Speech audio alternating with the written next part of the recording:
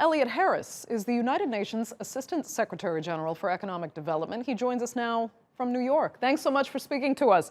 First, talking about reshaping trade and globalization, as this report stated, how will that manifest? What will we actually see? We think we will see a recovery that is not even and not as simultaneous as the downturn has been. What we've understood, the transmission of the shock that came out of the crisis, out of the infection, was through the global supply chains, and that was virtually instantaneous across all of the participating economies.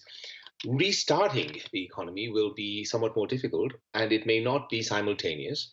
And what we will see, I think, is that certain sectors will recover the most quickly, the ones for whom the supply chain gets back into full functioning as quickly as possible.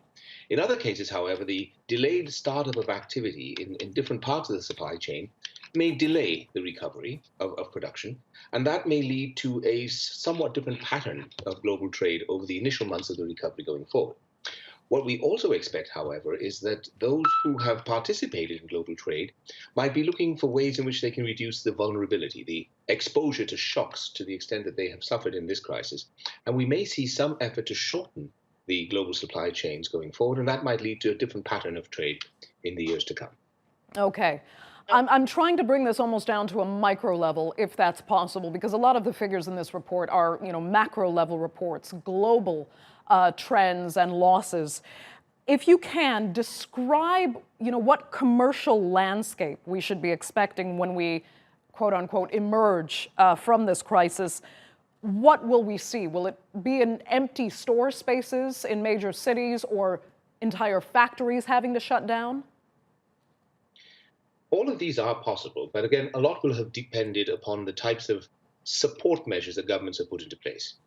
One element of the support has always been to try to preserve enterprises from going bankrupt and thus to maintain employment. This would allow, if the companies are still existing and still able to recover, it would allow them to pick up their activity much more rapidly, and we would then see a more pronounced recovery of economic activity. But part of the problem is that in many countries and in many sectors in particular, the decline has been so abrupt and so deep that some of these enterprises, some of these firms just simply cannot survive.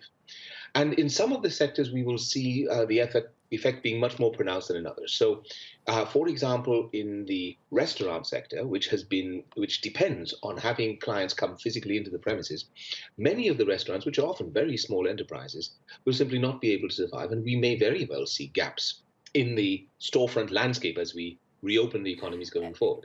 Similarly, in tourism, we will see very pronounced declines, and unfortunately, some of these sectors will have great difficulty in recovering to previous levels. I want to take the example you used of restaurants having to shut down. Now, I've heard of a number of examples in the United States where restaurants are closing because they can't afford to pay the costs of their basic space rental. What boggles people is that why would there be a demand for rents to be paid when landowners, for example, know they will not get a client once we emerge from that? It will take a long time to get clients back into those spaces. Would it not be more proficient to just allow these restaurants to stay and hold those spaces until they get a chance to get those customers back and we all build the economy slowly back together? In principle, that sounds like a very attractive way to manage the downturn.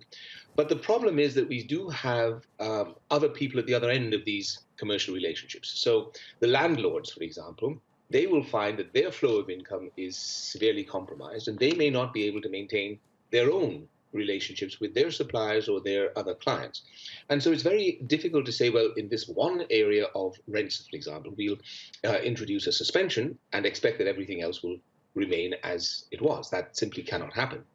And so for many respects, some of the government measures have been aimed at trying to get the creditors or the landlords to exercise a certain amount of forbearance, to be more flexible in dealing with, for example, debt or rent payments, so as to preserve the capacity of the enterprises to survive the closures and be around to participate in the recovery when it actually happens.